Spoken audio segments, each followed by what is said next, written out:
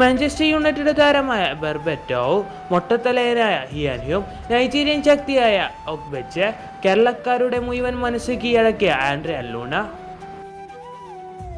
ഇവരെയൊന്നും Kerala Blasters ആരാധകർക്ക് ഒരിക്കലും മറക്കാൻ കഴിയില്ല. ഈ ലിസ്റ്റ് ഇങ്ങനെ നോക്കുമ്പോൾ ഇതങ്ങ് നീളുകയാണ്. കേരള ബ്ലാസ്റ്റേഴ്സിലേക്ക് വന്ന് വിദേശ താരങ്ങളുടെ ലിസ്റ്റ് എടുത്താൽ അതെ, ഓരോ ISL സീസൺ തുടങ്ങുമ്പോഴും കേരള ബ്ലാസ്റ്റേഴ്സിലേക്ക് പുതിയ വിദേശ താരങ്ങൾ വരാറുണ്ട്. അവരിൽ പലരും കേരള ബ്ലാസ്റ്റേഴ്സുകാരുടെ ഹൃദയം കീഴടക്കിക്കൊണ്ടാണ് ആ മഞ്ഞ ജേഴ്സി ഊരിവെച്ചത്.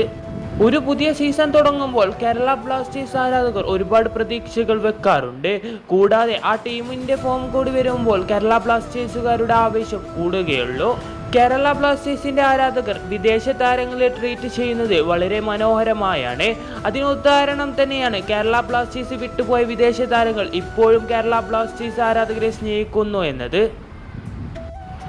ISLന്റെ 12ാം സീസൺ കേരള ബ്ലാസ്റ്റേഴ്സ് വീണ്ടും പുതിയ സൈനിങ്ങുകൾ നടത്തുമ്പോൾ വീണ്ടും കേരള ബ്ലാസ്റ്റേഴ്സ് ആരാധകർ അവരെല്ലാം നോക്കിയിരുന്നു. ആ കൂട്ടത്തിൽ കണ്ടതാണ് മറ്റൊരു പേര്, കെവിൻ യോക്കെ. ഒരു ഉരുക്കു മനുഷ്യനെ പോലെയായിരുന്നു അയാളുടെ ശരീരഭാവം, ഒരു കാട്ടുകൊമ്പനെ പോലെ. അയാൾ എന്താണെന്നും അയാളുടെ കാലിലെ കാൽപന്തിന്റെ മനോഹാരിത വളരെ കുറച്ചു സമയം കൊണ്ടാണ് അയാൾ തെളിയിച്ചു തന്നത്. കേരള ബ്ലാസ്റ്റേഴ്സ് അവരുടെ ഏറ്റവും മോശം സീസൺ കളിക്കുമ്പോൾ കേരള ബ്ലാസ്റ്റേഴ്സിനു വേണ്ടി ഏറ്റവും മികച്ച പ്രകടനം കാഴ്ചവെച്ച താരമാണ് അയാൾ.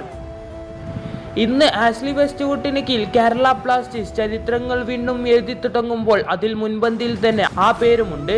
Yes, his name was Kevin Yokke. 1996 June 23 ഫ്രാൻസിലെ ക്ലാമാർട്ടിലാണ് അയാൾ ജനിക്കുന്നത്. ഒരുപാട് ഇതിഹാസങ്ങളെ ഫുട്ബോൾ ലോകത്തിലേക്ക് നൽകിയ ഫ്രാൻസിന്റെ മണ്ണിൽ നിന്നും പന്ത് തൊട്ടി തുടങ്ങിയതാണ് അദ്ദേഹവും. ഫ്രാൻസിലെ ഏറ്റവും മികച്ച ക്ലബായ പാരീസ് സെന്റ് ജർമ്മനിയിലാണ് തന്റെ യൂത്ത് കരിയർ അയാൾ ആരംഭിക്കുന്നത്. അവിടെ നിന്നും മികച്ച പ്രകടനം കാഴ്ചവെച്ച് 2018 PSG അയാൾ കളിക്കാൻ ഇറങ്ങുന്നു. അവിടെ നിന്നും ആരംഭിച്ച അയാളുടെ ഫുട്ബോൾ കരിയർ ഒടുവിൽ 2026 കേരള ബ്ലാസ്റ്റേഴ്സിന്റെ മഞ്ഞ ജേഴ്സിയിലേക്ക് എത്തിക്കുന്നു. മികച്ച പ്രകടനം തന്നെയാണ് കേരള ബ്ലാസ്റ്റേഴ്സിനു വേണ്ടി അയാൾ കാഴ്ചവെച്ചത്. എതിരാളികളെ എപ്പോഴും ഭയപ്പെടുത്തിയിരുന്ന താരം തന്നെയായിരുന്നു കെവിൻ യോക്കെ. ആദ്യ മത്സരങ്ങളിൽ കേരള ബ്ലാസ്റ്റേഴ്സിന് വെറും തോൽവി മാത്രമായി കിട്ടിയിരുന്നെങ്കിലും ആ താരത്തിൽ കേരള ബ്ലാസ്റ്റേഴ്സ് ആരാധകർക്ക് പ്രതീക്ഷയുണ്ടായിരുന്നു. പിന്നീട് ആഷ്ലി വെസ്റ്റ്വുഡ് കേരള ബ്ലാസ്റ്റേഴ്സിന്റെ നേതൃത്വം ഏറ്റെടുക്കുകയും പിന്നീട് കേരള ബ്ലാസ്റ്റേഴ്സിന്റെ തിരിച്ചുവരവും നാം കണ്ടു. അതിൽ കേരള ബ്ലാസ്റ്റേഴ്സിന് വേണ്ടി മുഖ്യ പങ്ക് വഹിച്ചത് അദ്ദേഹം തന്നെയാണ്.